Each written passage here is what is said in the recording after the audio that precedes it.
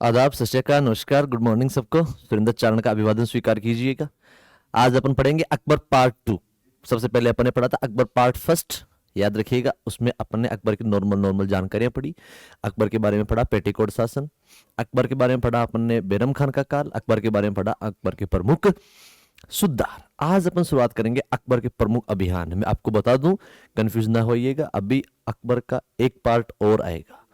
तो अपन अकबर को पढ़ेंगे 3 पार्टों में। आज अकबर का सेकंड पार्ट है जिसमें अकबर के अपन प्रमुख युद्ध अभियान पढ़ेंगे। ठीक है, आइए अपन करते हैं शुरुआत। जी हाँ, ये देखिएगा, सबसे पहले पढ़ेंगे अपन अकबर का विवाह।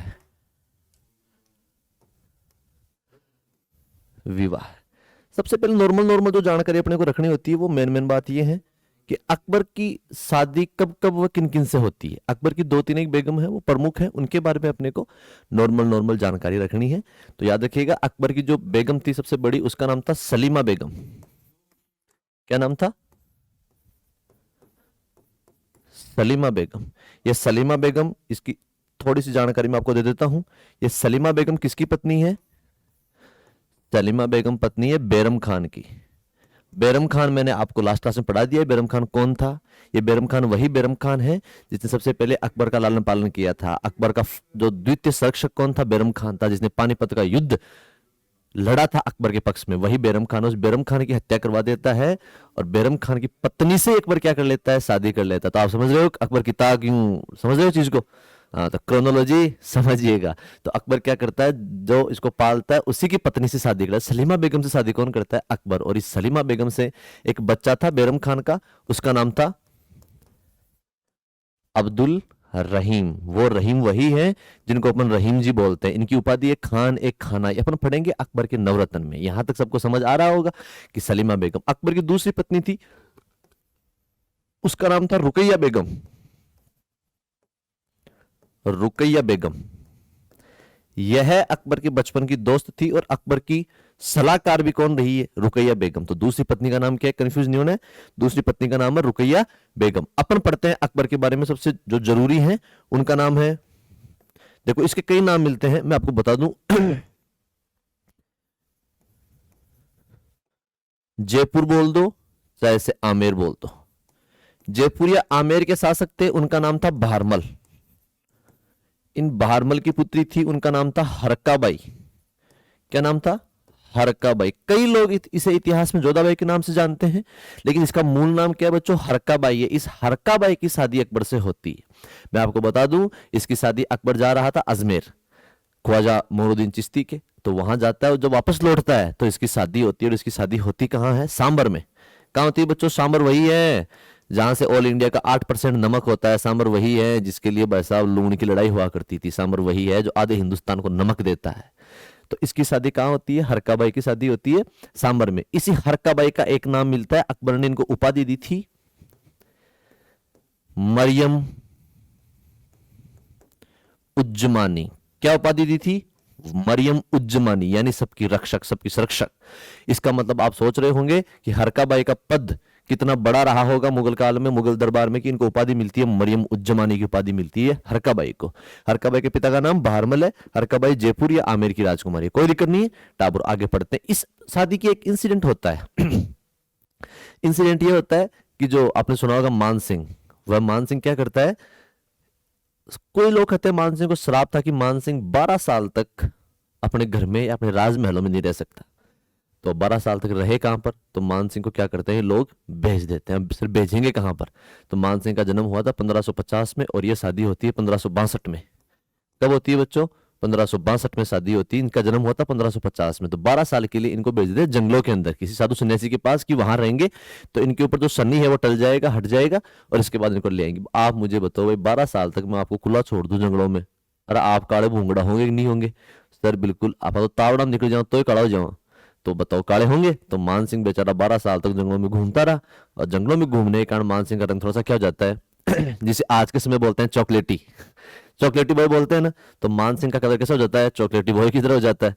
और मान सिंह क्या करते हैं, शादी में आते हैं नए नए। तो अकबर देख रहा था कि यार सब लोग शेरवानी पहन रखे हैं, सबने तैयार हो रखा है, सबका गोरा रंग है, ये भाई साहब कौन? थोड़े से काले लग रहे हैं यार, काले तो है जो है, लेकिन सपा वापा शेरवानी वेरवानी पहन रखे हैं, ऐसे कौन है?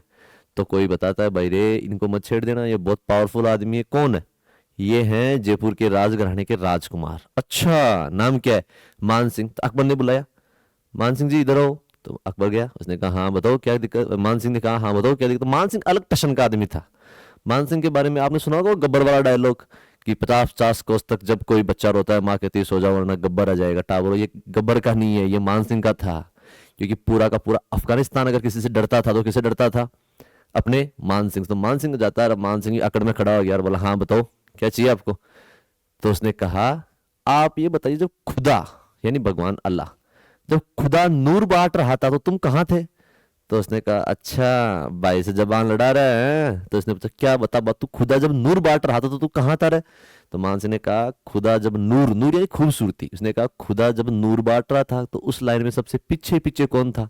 मान सिंह खड़ा था। लेकिन जब खुदा बहादुरी और हिम्मत बख्श रहा था, जब खुदा बहादुरी और हिम्मत बांट रहा था, उस लाइन में सबसे आगे कौन खड़ा था? मान सिंह। और ये बात, मान सिंह की बात अकबर को दिल को छू जाती है। और इसी दिन अकबर इस मान सिंह को गोद का पुत्र यानी दत्तक पुत्र कह देता है। टाबरो क्या कहता है? दत्तक। दत्तक का अर्थ क्या होता है? गोद का पुत्र। तो मान सिंह को साथ ही ले गया था अकबरी। याद रखिएगा, इसको तलवारबाजी सब कुछ कौन सिखाता है? अकबरी सिखाता है। और उसके बाद अकबर के साम्राज्य को बढ़ाने वाले लगभग अकबर का 80% साम्राज्य अगर किसी ने उत्तर से दक्षिण तक, पूर्व से पश्चिम तक, काबुल से सिंध तक, कश्मीर से लेकर नीचे साउथ भारत तक अगर किसी ने रौंद कर बींद कर खड़ा कर दिया था तो वो एकमात्र शासक था, उसका नाम था राजा मान सिंह। तो टाबर यहां तक सबको समझ आ रहा होगा। चलो अपन पढ़ते हैं इसके आगे। देखिएगा, अकबर के प्रमुख युद्ध अभियान। ये आपने पढ़ा अकबर की शादी वगैरह, अकबर ने शादी कहां कहां की, क्यों क्यों की, कैसे कैसे बात हुई, क्या क्या हुआ। अब अपन पढ़ेंगे अकबर के प्रमुख युद्ध अभियान, मालवा का अभियान। याद रखिएगा, ये मालवा का अभियान होता क्यों है सर, पहले तो ये बताओ।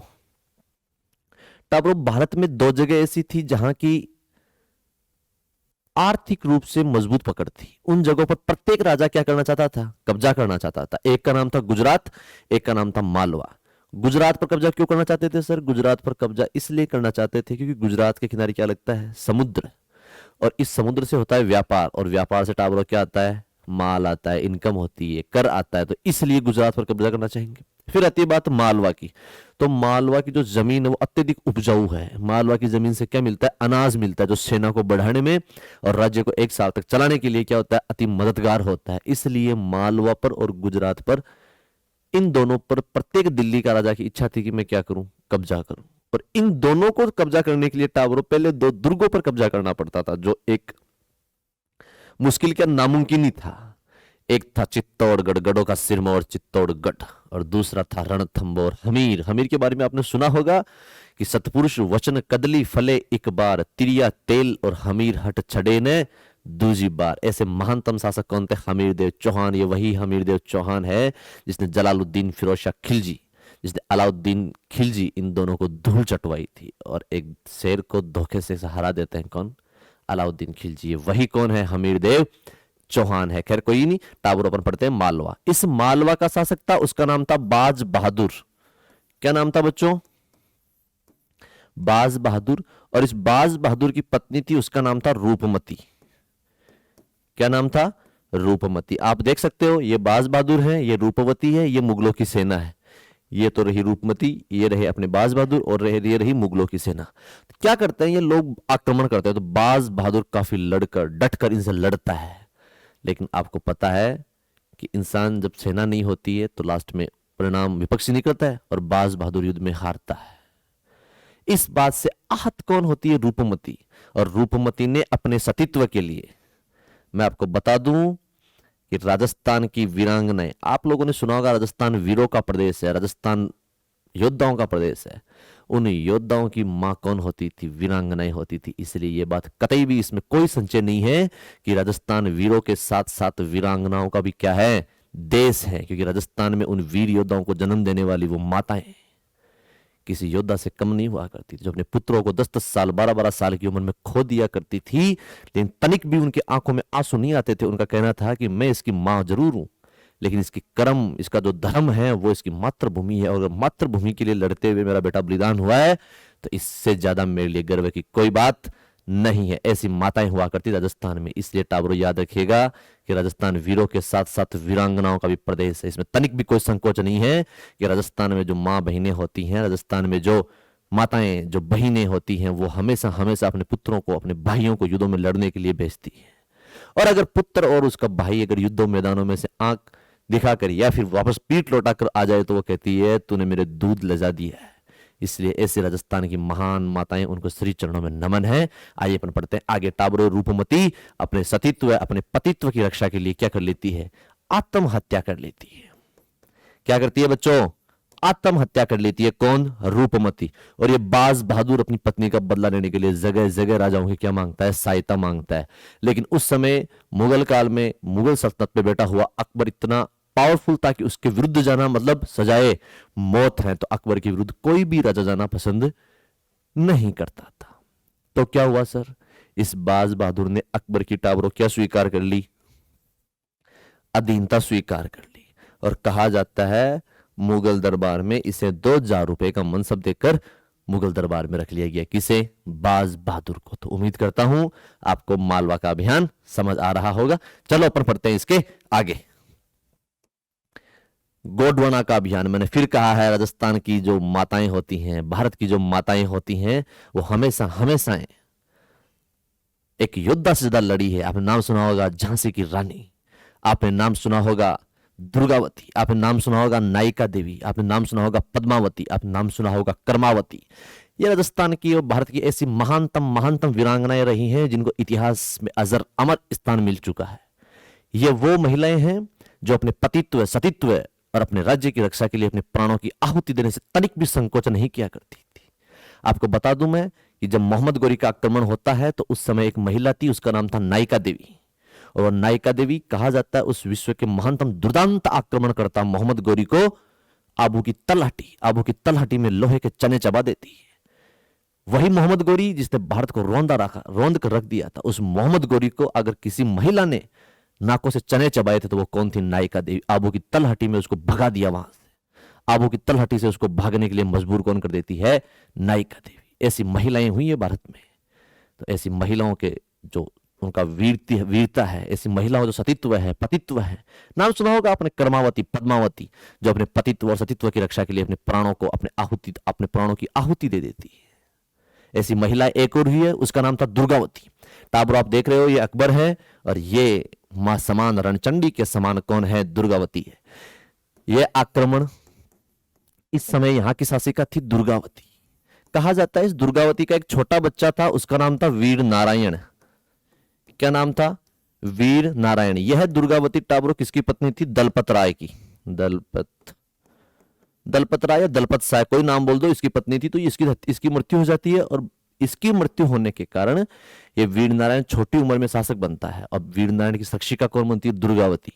और इस बात का फायदा उठाता है अकबर। अकबर आक्रमण कर देता है कहां पर? गोंडवाना। यहां पर आक्रमण करने के लिए सर आता कौन है? अदम खान आता है। वही अदम खान जो मैंने आपको पिछले पढ़ाया था, किसमें?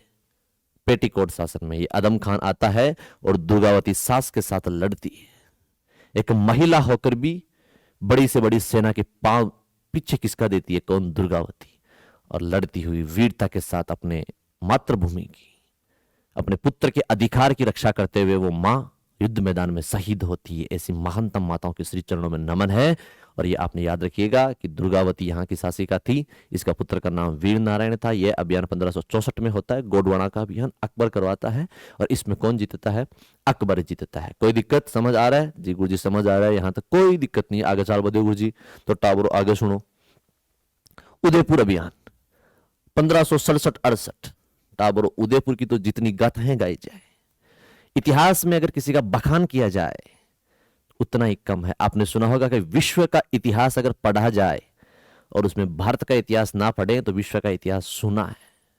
आपने फिर सुना होगा कि भारत का इतिहास पढ़ा जाए और उसमें राजस्थान का इतिहास नहीं पढ़ा जाए तो भारत का इतिहास सुना है। और आप मैं बता देता हूं कि राजस्थान का इतिहास पढ़ा जाए और उसमें मेवाड़ का इतिहास नहीं पढ़ा जाए तो राजस्थान का इतिहास सुना है। ऐसा महानतम, ऐसे स्वर्णिम अक्षरों में लिखा गया इतिहास किसका है? मेवाड़ का है। उस मेवाड़ के ऊपर आक्रमण करता है अकबर। कहा जाता है उस उदयपुर पर आक्रमण करने के लिए अकबर खुद जाता है और अकबर जाता क्यों है? इस युद्ध का प्रमुख कारण क्या था सर, कारण क्या रहा है? टावरों में आपको बता दूं, बात है 1562 की। 1562 में अकबर आक्रमण करता है मेड़ता। कहां आक्रमण करता है? मेड़ता। मेड़ता कौन सी? मीराजी वाली मेड़ता। वहां आक्रमण करता है अकबर। और इस मेड़ता में एक व्यक्ति था, उसका नाम था जेमल मेड़तिया। जेमल मेड़तिया, टाबरे जेमल मेड़तिया, फत्ता सिसोदिया और कल्ला राठौड़, ये तीनों व्यक्ति चल करके कहां आ जाते हैं? उदयपुर के राणा जी के पास, जिसका नाम था महाराणा प्रताप के पिताजी थे महाराणा उदय सिंह के पास आ जाते हैं। और क्षत्रियों का ये परम धर्म रहा है, परिवार मिटे, वंश मिटे, समाज मिटे, राज्य मिटे, लेकिन फिर भी शरण में आए हुए व्यक्ति को लौटाएंगे नहीं। शरण में आए हुए व्यक्ति की रक्षा कौन करते हैं? क्षत्रिय करते हैं टाबरों। उनके बारे में कहा जाता है जेमल आ जाता है। इस बात का पता चलता है अकबर को कि जेमल कहां भग चुका है, जेमल कहां आ चुका है? उदयपुर। उदयपुर पत्थर आता है कि या तो जेमल को दो वरना हमसे लड़ो। इसने कहा कल लड़ता आज लड़, आज लड़ता अब लड़। जेमल ने आज ध्यान काल ध्यान। क्यों कौन दो जेमल ने? जेमल मारो भाई है और जेमल मारा घर आयडो है, और घर आयडो मारो मेहमान है। मेहमान की रक्षा करवो मारो परम धर्म है।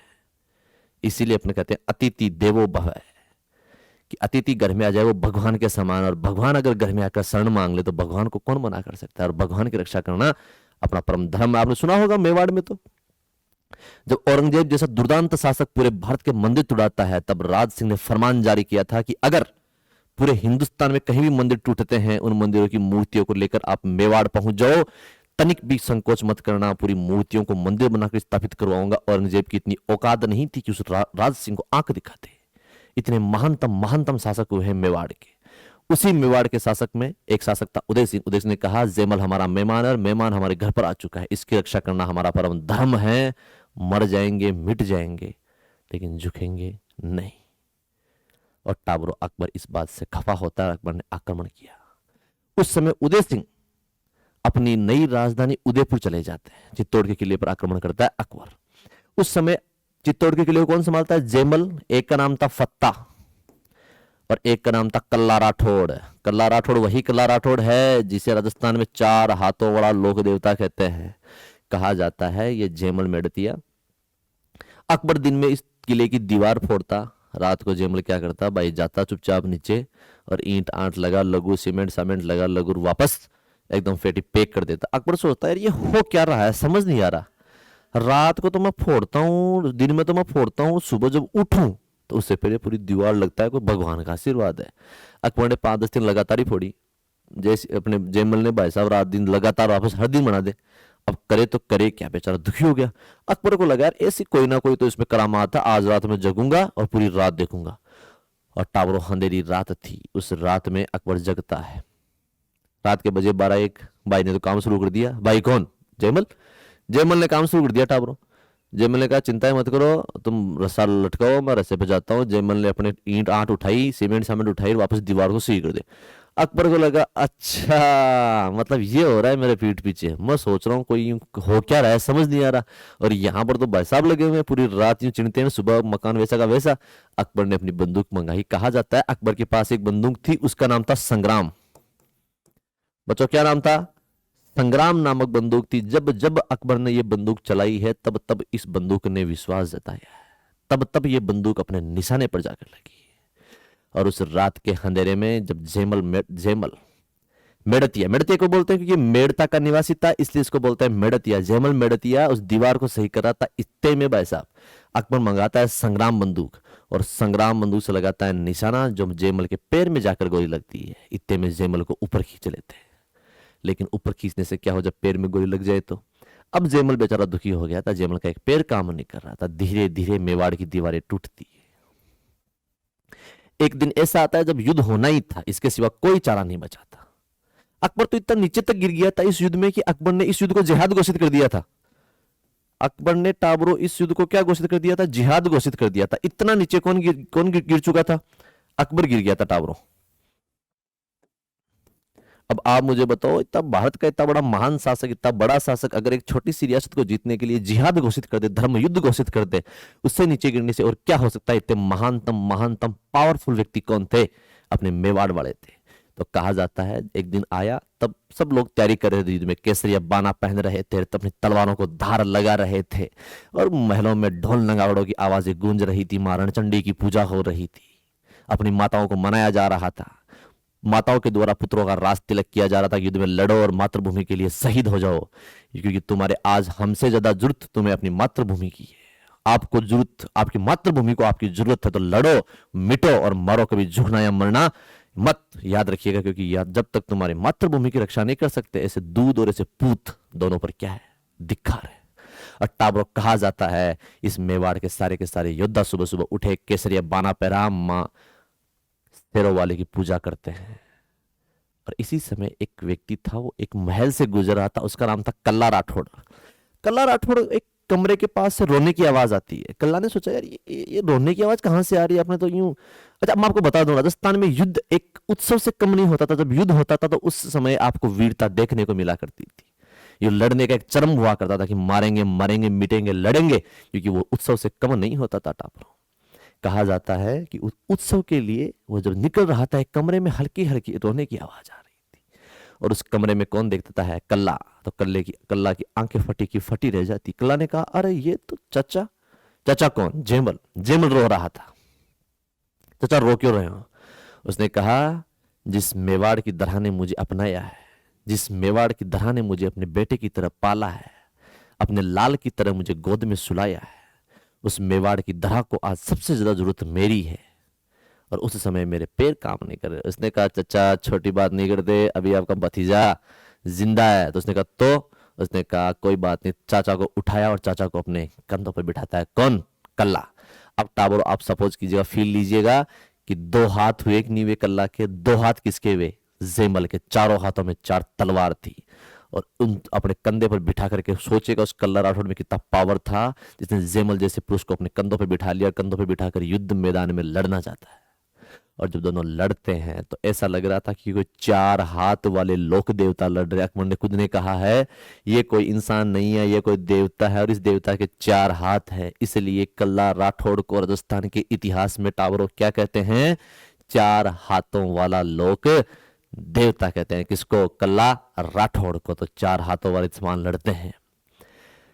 इस युद्ध में टावर बहुत ज्यादा अत्यधिक सेना होने के कारण जेमल, पत्ता, कल्ला तीनों केसरिया करते हैं। केसरिया आप जानते हो, जब युद्ध में जाते हैं, अगर मौत निश्चित हो तो टावर उनका मानना होता है मर जाएंगे लेकिन झुकेंगे नहीं, न डटेंगे न रुकेंगे।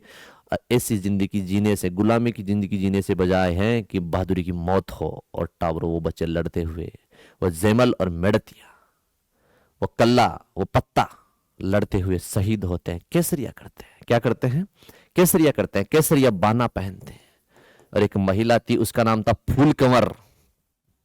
क्या नाम था? फूल कंवर। उस फूल कंवर के नेतृत्व में क्या होता है? जोहर होता है।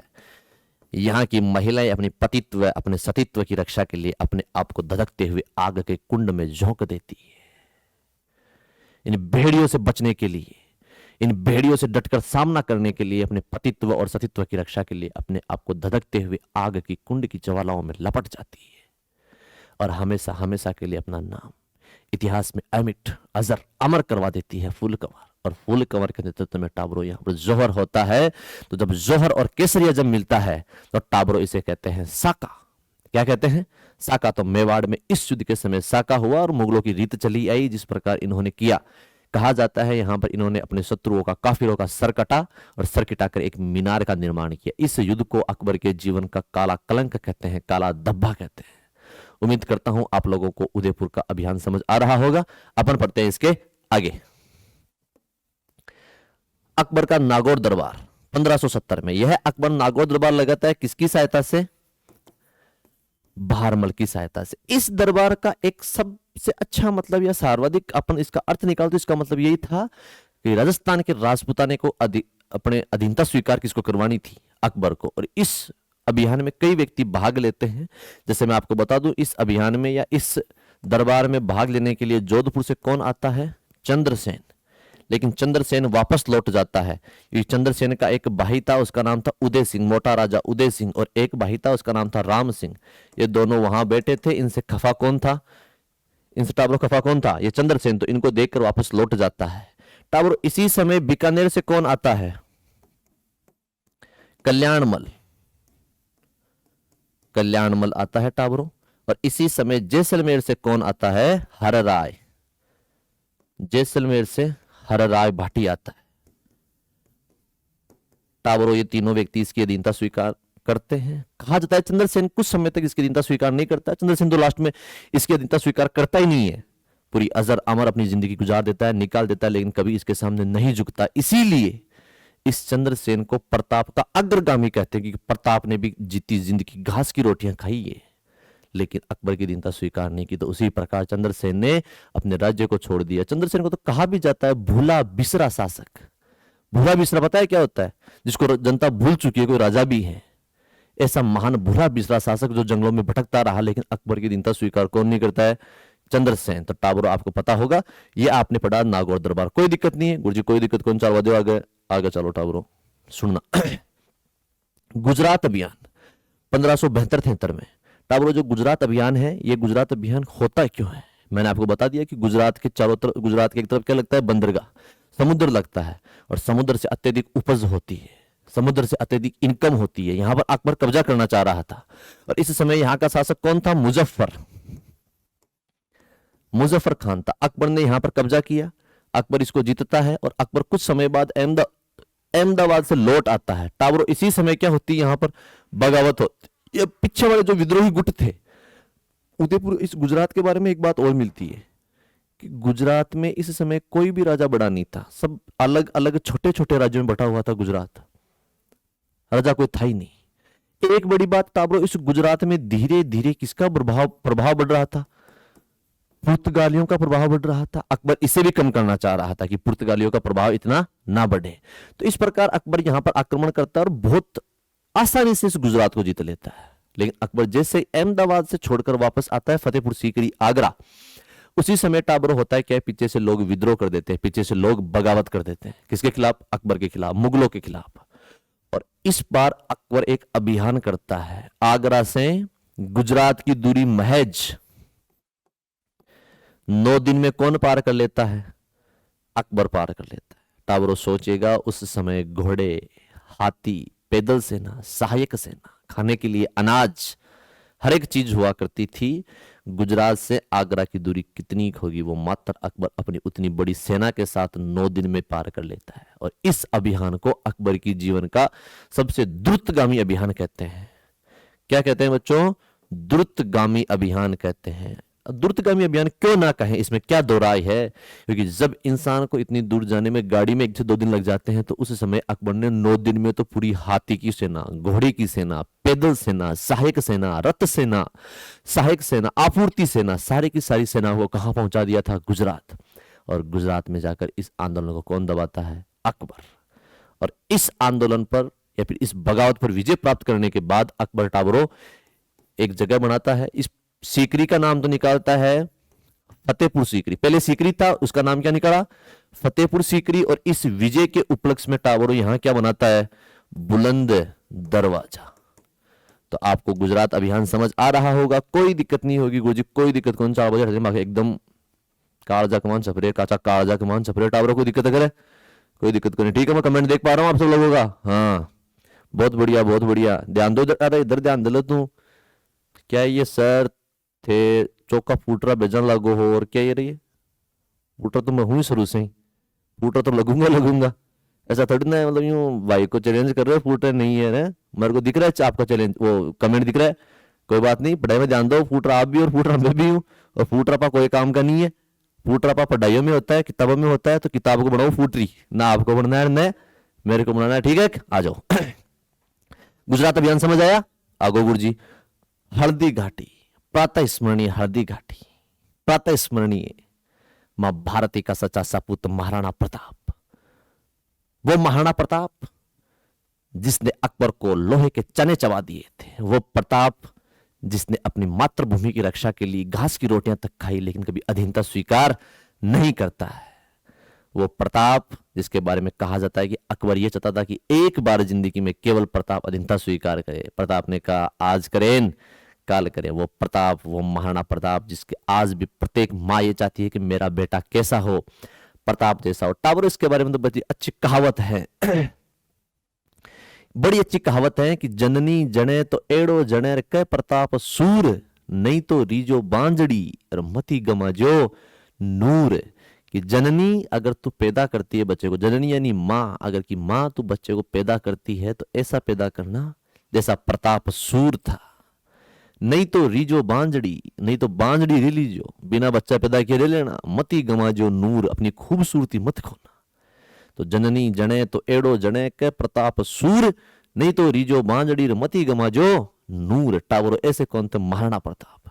महाराणा प्रताप के बारे में जितना पढ़ा जाए, जितना कहा जाए, जितना सुना जाए, जितना लिखा जाए इतना कम है। लेकिन ये महाराणा प्रताप का जो टॉपिक है, मैं पढ़ाऊंगा आपको कभी मेवाड़ डायनेस्टी, मैं कभी पढ़ाऊंगा आपको महाराणा प्रताप का वंश, सिसोदिया वंश, गुहिल वंश, तब आपको बड़े विस्तार से चर्चा करेंगे प्रताप के अदम्य सांस की, आराम से चर्चा करेंगे अपन प्रताप के उस विवेकशील, धैर्यशील, तेजवान, शौर्यवान, प्रतापी शासक के राजकाल की। अभी मैं आपको शॉर्ट में समझा रहा हूं प्रताप और अकबर के मध्य, अकबर वर्सेज प्रताप। टाबरो, इस युद्ध में अकबर की तरफ से कौन आता है? मान सिंह आता है। और अकबर और प्रताप और मान सिंह में टाबरो क्या होता है? युद्ध होता है। थोड़ा छेड़ दिया था मान सिंह को।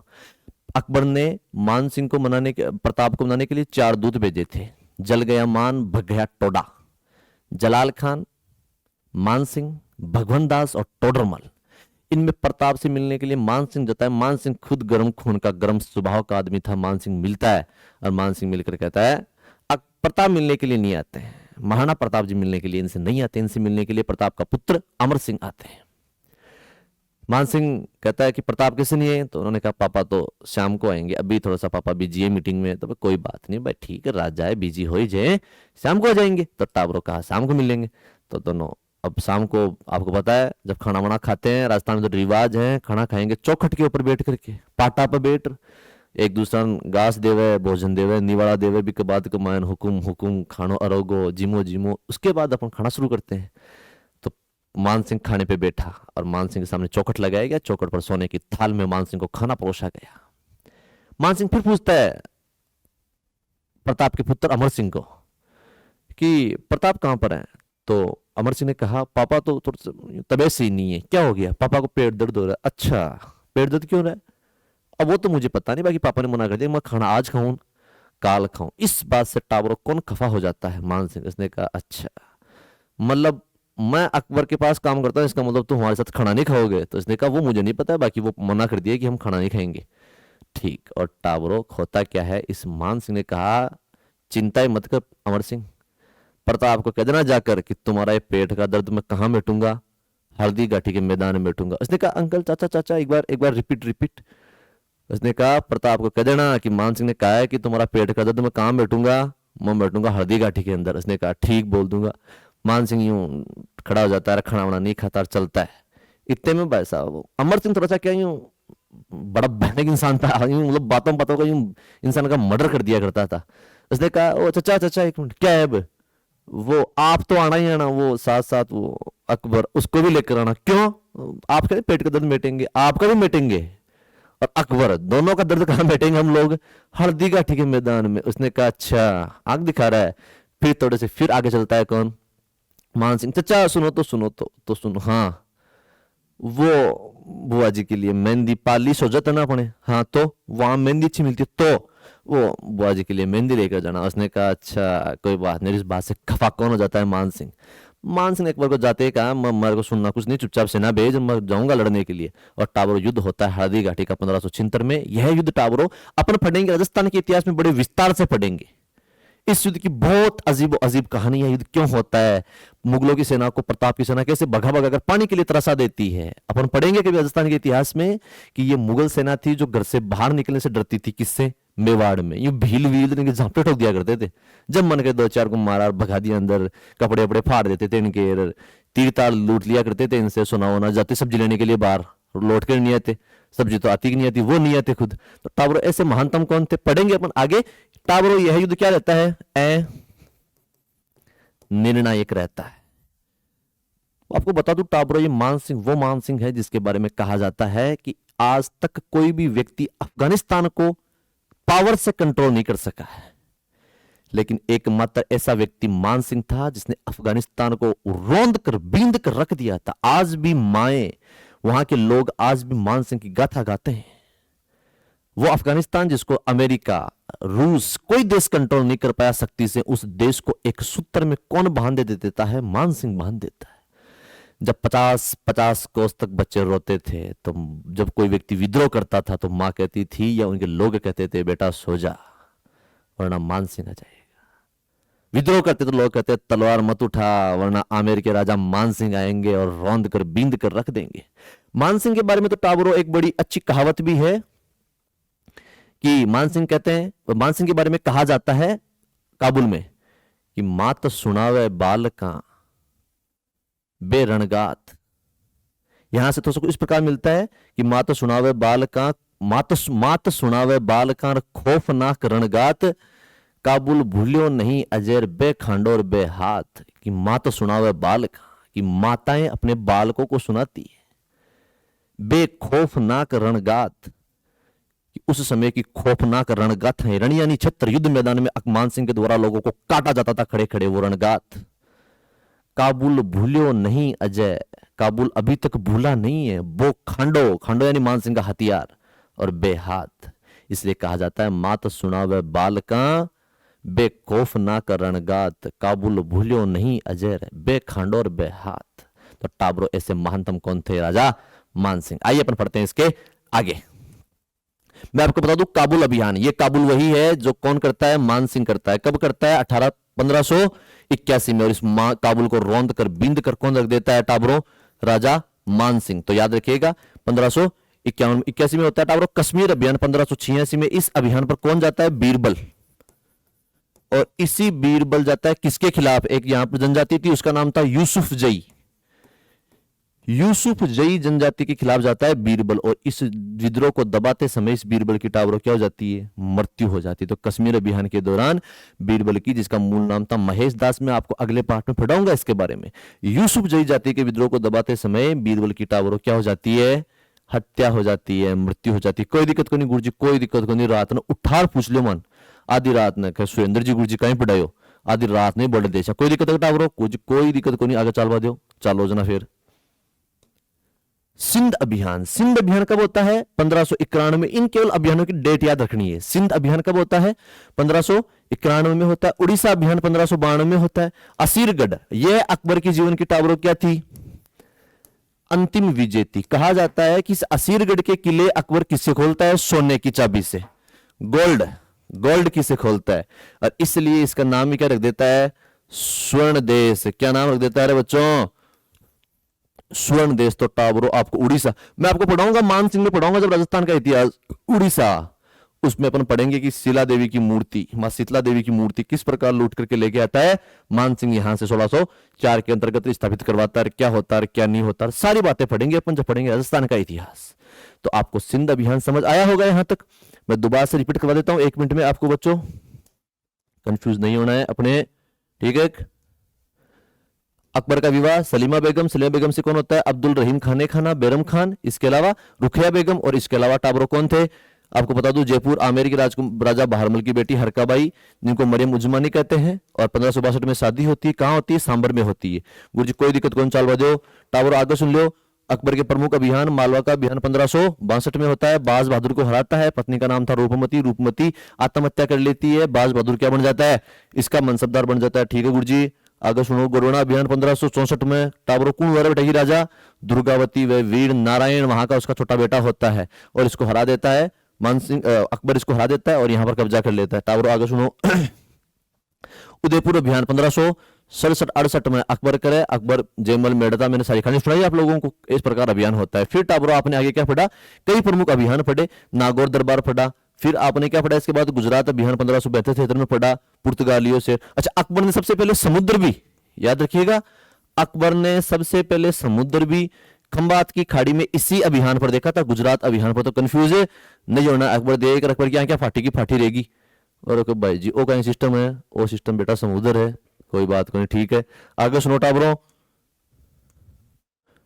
हल्दी घाटी का युद्ध आपने पढ़ा। इस युद्ध के बारे में तो जितनी बात कही जाए उतनी कम है। मैं कभी एक टॉपिक लेकर आऊंगा केवल और केवल हल्दी घाटी, और आपको 2-3 घंटे तक केवल और केवल हल्दी घाटी पढ़ाऊंगा। आप खुद कहोगे कि सर क्या मजा, मतलब यूं दिल गार्डन गार्डन हो गया।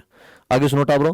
काबुल अभियान 1581 में मानसिंह करता है। कश्मीर अभियान बीरबल यूसुफ जय जाति के खिलाफ करता है, मारा जाता है। आगे सुनो, सिंध अभियान, उड़ीसा अभियान, असीरगढ़ अभियान। बताओ टाबरो, यहां तक किसी बच्चे को कोई दिक्कत? गुरुजी कोई दिक्कत को नहीं। तो टाबरो यहां तक सबको किसी को दिक्कत नहीं। तो स्वस्थ रहिए, मस्त रहिए और व्यस्त रहिएगा। थैंक यू, धन्यवाद, अभिवादन स्वीकार कीजिएगा। मिलेंगे किसी नए टॉपिक के साथ, तब तक के लिए अलविदा। Thank you.